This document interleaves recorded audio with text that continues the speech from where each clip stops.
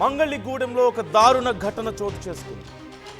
Pulsar bike కొనివ్వలేదంటూ తండ్రిని గొడ్డలతో నరికాడు ఒక కొడుకు. తల్లిని కూడా గొడ్డలతో వెంబడించాడు. స్థానికుల సాయంతో భర్త నాగయ్యను ఖమ్మం ప్రభుత్వాసుపత్రికి తరలించారు. కొంతకాలంగా బైక్ కోసం తల్లిదండ్రులను వేధిస్తున్నాడు సతీష్. తల్లి ఫిర్యాదు మేరకు కొడుకుపై హత్యాయత్నం కేసు నమోదు చేసుకొని పోలీసులు విచారణ చేస్తున్నారు. చాలా రోజుల నుంచి తల్లిదండ్రులని బైక్ కొనివ్వమంటూ సతీష్ వేధిస్తున్నట్లుగా తెలుస్తోంది. అయితే కొన్ని కారణాల వల్ల, ఆర్థిక కారణాల వల్ల తల్లిదండ్రులు ఆ బైక్ను కొనివ్వలేకపోతూ వస్తున్నారు. ఈ నేపథ్యంలో బైక్ ఎంతకీ కొనివ్వకపోవడంతో ఆగ్రహంతో చివరికి తల్లిదండ్రుల మీద గొడ్డలితో దాడి చేశాడు. అత్యంత దారుణంగా తండ్రిని గొడ్డలితో నరికాడు కొడుకు. తర్వాత తల్లిని కూడా చంపేస్తానంటూ గొడ్డలి తీసుకొని వెంటపడ్డాడు. ఈ నేపథ్యంలో ఆ తండ్రిని హాస్పిటల్కి తరలించి చికిత్స అందిస్తున్నారు. ఆ తల్లి ఇచ్చినటువంటి ఫిర్యాదు మేరకు పోలీసులు కేసు నమోదు చేసుకుని దర్యాప్తు చేస్తున్నారు. జరిగినటువంటి ఘటనకు సంబంధించి అసలు ఆ తల్లి ఏమంటుందో ఒకసారి విందాం. బండి కొని అని ఇబ్బంది పెడుతుంటే నువ్వు పనికే పోవు ఏం పోవు నీకు బండి అట్ట కొనిస్తారని తండ్రికి నీకు కొని బండి పని పోతే బండి కొనిస్తాను. అయితే అమ్మ నాన్న నిన్న సంపుతా అని బెదిరిస్తాను సార్. అది తెలక తండ్రి నువ్వు పనికి పోతేనే బండి కొనిస్తా లేకపోతే అంటే గొడ్డలు తీసుకొని తండ్రిని నరికింది సార్. నరికినాక నన్ను కూడా గదివిచ్చి పంపించింది బయటికి. పంపిస్తాక తండ్రిని నరుకుతాక నేను వచ్చి ఏంద్రని వండుకొని ఇద్దరు పడుకొని వచ్చి నరికిండు. అయితే నాకు భయం అయ్యి ఊళ్ళోకి అందరికీ చెప్పి తీసుకొని వచ్చి ఆటోలు వేసుకొని గవర్నమెంట్ హాస్పిటల్ తీసుకొచ్చి ఆడ చూపించిన తర్వాత ఆడ నయం ఎద్దు కాదని మళ్ళీ ప్రైవేట్కి తీసుకొచ్చిన శ్రీలేఖ హాస్పిటల్కి. ఇక ఎట్నే ఇబ్బంది పెట్టి బండి అంటాడు పని పోడు పాడుపోడు ఇంటికాడ ఉండి బండి అని మమ్మల్ని టార్చర్ పెట్టి చంపుతాడు. మళ్ళీ ఇద్దరిని చంపుతా అని బెదిరించి ఆ తండ్రిని చంపడానికి నేను పని పోతే కొనిత లేకపోతే అన్నందుకే తండ్రిని నరికింది సార్. ఏం పని చేయడు బాబు సార్, మా కొడుకే ఏం పని చేయడు సార్. సతీష్ బండారు సతీష్ జైల్లో ఉన్నారు సార్. పంపించిన సార్ 20 సంవత్సరాలు ఉంటారు. 8 చదివిండు.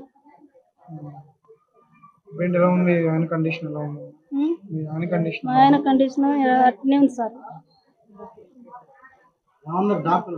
డాక్టర్లు ఈ బొక్కలు ఇవన్నీ ఇరిగిపోయినాయి, ఇవన్నీ ఇరిగినాయమ్మా అని చెప్పేసారు. చేస్తా ఉంటాను. 13 కోట్లు దాబట్టి సార్ ఖర్చు అయింది సార్. నిన్నటి వరకు చాలా అయినాయి. మరి నేను కూలి పని చేస్తా, అతను కూడా జీతాలు చేస్తారు సార్. రైతుకి జీతాలు ఉంటుంది. ఎన్ని కొట్టి పండ్లు ఎరగొట్టిండు, ఈ ముక్కల బొక్కలన్నీ ఎరగొట్టిండు. గంజ కొడుకు బీర్జాలు తీసుకుండు, అప్పుడప్పుడు కత్తి తీసుకొని పడవటానికి వస్తాడు. మిరకాయ తీసుకుంటాను పోయినాక చంద్రం మీద కప్పటం మిరకాయ తెస్తాం. మా బాబు అవన్నీ చేసుకొని అది పెట్టి ఉడుకుతాక బయటకు ఉరుకుతాడు. తలుపులు బలం పడతాడు. రాళ్ళ గుళ్ళు వేస్తాడు. వేసి కర్ర తీసుకొని కొడితే ఇదంతా వాసిందా వాడు కడుపుగాడ వాడుకొని దత్తన్నయ్యా ఈ మందు తాగుతుంది కాదు. పొద్దున్నర చేతలైన పనికి నీకు పోయి వచ్చే రోడ్డు మీద పోతుంటే ఒక బండి వచ్చి గుద్దితో 20 సంవత్సరం బట్టి నయమైంది. నేను ఖర్చులో ఏదో పని పోతుంటే ఇంటికి వచ్చినాక నాకు బండి కొనుక్కున్నా పని అని నాకు డబ్బు లేదు. 7 సార్లు నీళ్ళు దాపించి లేకుంటే నెట్ చేసిండు. US description is advised.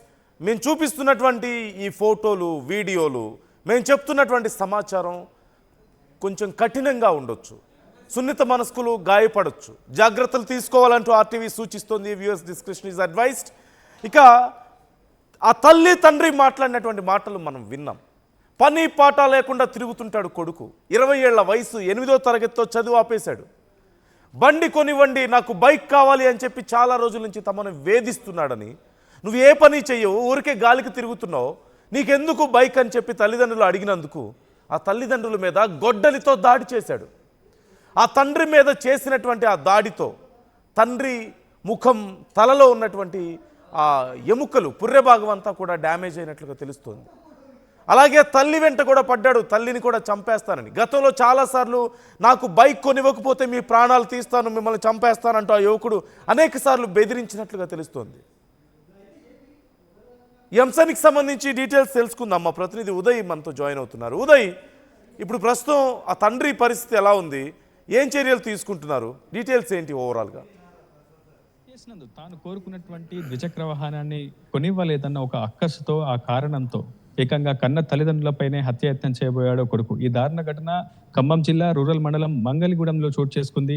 సాదాసీదాగా జీవనం సాగిస్తూ కేవలం కూలి పనులు చేస్తూ జీవనాన్ని సాగించే నాగయ్య, వరలక్ష్మి దంపతులకు రెండో కుమారుడు ఉన్నాడు. అతను పూర్తి స్థాయిలో అవారాగా తిరుగుతున్నాడు. కేవలం 8వ తరగతి చదివినటువంటి బండారు సతీష్ అనునిత్యం కూడా అవారాగా తిరగడం, ఇటు కుటుంబానికి భారంగా మారడం జరిగింది. అయితే గత కొంతకాలంగా తాను పల్సర్ వాహనాన్ని కొనుగోలు చేయాలని చెప్పి ప్రయత్నించారు, కానీ ఆ ప్రయత్నాలను విఫలమయ్యాయి. చివరికి కుటుంబ సభ్యులను వేధించడం మొదలుపెట్టాడు. ఏకంగా తల్లి తండ్రిని పలుమార్లు కూడా వేధింపులకు దిగాడు. ఖచ్చితంగా తనకు కోరుకున్నటువంటి పల్సర్ బైక్ ను కొనివ్వాల్సిందంటూ కూడా పట్టుబట్టాడు. అయితే ఏమీ పని చేయని నీకు ఎందుకు పల్సర్ బైక్ అంటూ కూడా తల్లిదండ్రులు వారించే ప్రయత్నం చేశారు. ప్రస్తుతం మా దగ్గర డబ్బులు లేవు, కేవలం కూలీ పనులు చేసుకుంటూనే అటు కుటుంబాన్ని కూడా నెట్టుకొస్తున్నటువంటి పరిస్థితి అని చెప్పి ఆ కొడుక్కి సర్ది చెప్పే ప్రయత్నం చేశారు. కానీ బండారు సతీష్ మాత్రం ఆ కోపోద్రిక్తుడయ్యారు. ఆ సమాధానంతో పూర్తిగా సంతృప్తి పడలేదు. వెంటనే అక్కడ ఉన్నటువంటి ఒక మారణాయుధాన్ని గొడ్డలిని చేత పట్టుకొని ఏకంగా తండ్రిని హత్య చేసేందుకు యత్నించాడు. తండ్రి నుదుటిపై భాగంలో చాలా పెద్ద ఎత్తున గాయాలు కూడా అయ్యాయి. ఒకసారిగా గొడ్డలతో వేటు వేయడంతో అక్కడికక్కడే రక్తపు మడుగులో పడిపోయినటువంటి నాగయ్యను భార్య వరలక్ష్మి కాపాడే ప్రయత్నం చేసింది. అయితే వెంటనే వరలక్ష్మి, తల్లిగా ఉన్నటువంటి వరలక్ష్మిపై కూడా మారణాయుధంతో దాడికి దిగే ప్రయత్నం సతీష్ చేశాడు. అయితే అక్కడ నుంచి పారిపోయినటువంటి వరలక్ష్మి స్థానికుల సహాయంతో మళ్ళీ ఘటనా ప్రదేశానికి చేరుకొని తన భర్త నాగయ్యను ఖమ్మంలోని ప్రభుత్వ ఆసుపత్రికి అయితే తరలించింది. అయితే నాగయ్య ఆరోగ్య పరిస్థితి విషమంగా ఉందని చెప్పి వైద్యులు చెప్పడంతో అక్కడ నుంచి ఒక ప్రైవేట్ ఆసుపత్రికి తరలించి ప్రస్తుతం చికిత్సను అయితే అందిస్తున్నారు. వెంటనే వరలక్ష్మి కూడా పోలీసులను ఆశ్రయించింది. ఖమ్మం రూరల్ పోలీసులకు ఘటనపై ఫిర్యాదు చేసింది. కుమారుడు వేధింపులపై స్పష్టంగా ఫిర్యాదులు కూడా పేర్కొంది. వెంటనే రంగంలోకి దిగిన పోలీసులు ప్రస్తుతం బండారు సతీష్ నిందితుడిని అదుపులోకి తీసుకున్నారు. 109 BNS attempt to murder act కింద కేసు కూడా నమోదు చేసి ప్రస్తుతం విచారణ కూడా చేస్తున్నారు. ఏదేమైనప్పటికీ కొడుకు తమ కష్టాలను, తమ కన్నీళ్లను తుడవాల్సినటువంటి కొడుకే తమకు భారంగా మారనని, గతంలోనూ కూడా మొబైల్ ఫోన్ కొనివ్వాలంటూ గతంలో తల్లిదండ్రులపై సతీష్ కూడా దాడికి పాల్పడినట్లు, ఆ తర్వాత ఆ మొబైల్ ఫోన్ కొనిచ్చిన తర్వాత కూడా రీఛార్జ్ చేయాలని కూడా డబ్బులు కావాలంటూ కూడా పలుమార్లు వేధింపులకు గురి చేసినట్లు, గాయపరిచినట్టు కూడా ప్రస్తుతం బాధితురాలు అతివిత కూడా స్పష్టంగా చెప్పడం జరిగింది. అయితే గతంలో అనేక మార్లు కూడా దాడి చేశారని, కానీ ఈసారి ఏకంగా తమను కడతేర్చేందుకు యత్నించాడని చెప్పి కూడా కొడుకుపై చేసినటువంటి ఫిర్యాదు ఆధారంగా పోలీసులు కూడా ఈ అంశాన్ని సీరియస్ గా తీసుకున్నారు. ప్రస్తుతం నిందితుడు సతీష్ ని అదుపులోకి తీసుకొని కేసు నమోదు చేసి దర్యాప్తు చేపడుతున్నారు. నందు ప్రస్తుతం ఈ అంశంతో ఒకసారిగా అక్కడ కొంత కలవరమైనటువంటి వాతావరణం ఎదుర్కొంది. ఖచ్చితంగా తమ కొడుకు నుంచి తమకు థ్రెట్ ఉందంటూ తల్లిదండ్రులు బోర్ను విలపిస్తున్నటువంటి పరిస్థితి ప్రస్తుతం ఖమ్మం రూరల్ మండలం మంగళ తండాలో నెలకొంది. నందు, thank you Uday, thanks for the details. చూస్తున్నాం కదా, యువతలో పెరుగుతున్నటువంటి వైలెంట్ నేచర్కు, అదుపు తప్పుతున్నటువంటి భావోద్వేగాలకు ఇది ఒక నిదర్శనంగా మనం చూడొచ్చు.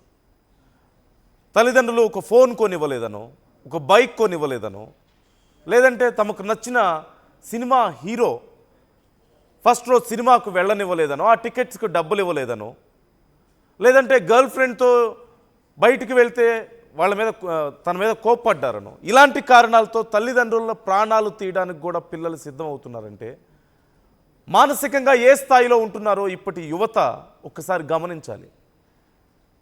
తల్లిదండ్రులు వాళ్ళకి ఏం నేర్పిస్తున్నారనేది చూసుకోవాలి.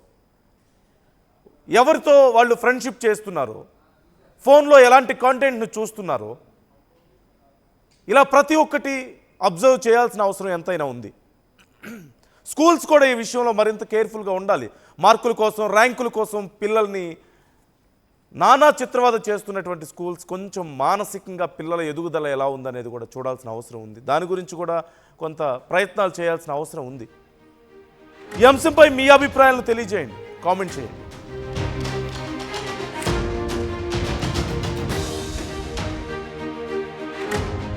అసలైన తొలి వెలుగు.